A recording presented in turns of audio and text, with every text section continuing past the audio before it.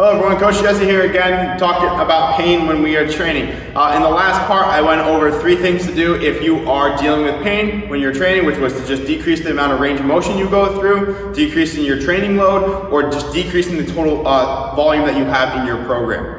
Today we're going to talk about back and knee pain, and we here at Velocity like to go through the joint by joint approach like many others in the field, where if there's something wrong like a knee pain or a back pain or anything, we like to tend to look up and down the kinetic chain to see what's going on and why there may be some pain in this area. So most of the time where your pain is, it's not likely the source of your pain. So for case in point, knee and back pain can sometimes be associated with poor hip pain. Now I'm not saying it's always going to be your hips, that's the reason you're having this pain, but most of the time it seems to be like that's what it is. It can also be something in your ankle, it can be something in your shoulder. Our bodies are amazing and they work in crazy ways.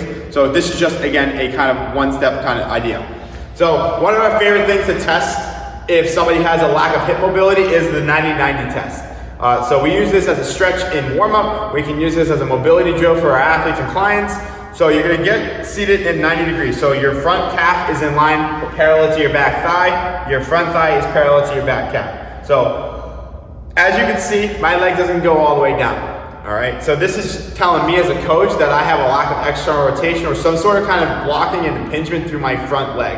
All right, if I check it on the other side, I can get this down pretty good, but I seem to lean to this side a little bit. So if I have to sit myself up as tall as possible, this leg doesn't drop all the way, so there's a lack of mobility through my hips. All right, so one of our favorite drills to start with this is just a seated regular hold. Now if you can't get down to the ground, there's no reason for you to crank yourself all the way down, because now we're cranking through our lower back. All right, and that's not gonna feel too friendly, and we don't wanna cause any more pain, especially if that's where our pain is right now.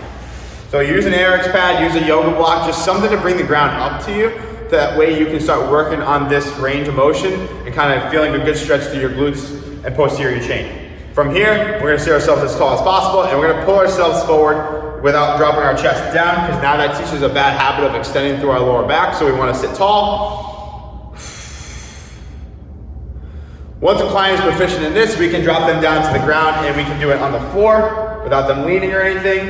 And the last thing to kind of work on gaining that extra range of motion is going to be doing some switches through this position. So we sit nice and tall again. This leg is going to open up as far as it can. The other leg cycles and goes through. One of the common faults that you'll see is people will get here and we'll kind of crane and send ourselves back. You can use your hands on this drill to kind of, to start, but don't get so used to keeping your hands on the ground. Give this a try and I hope this helps.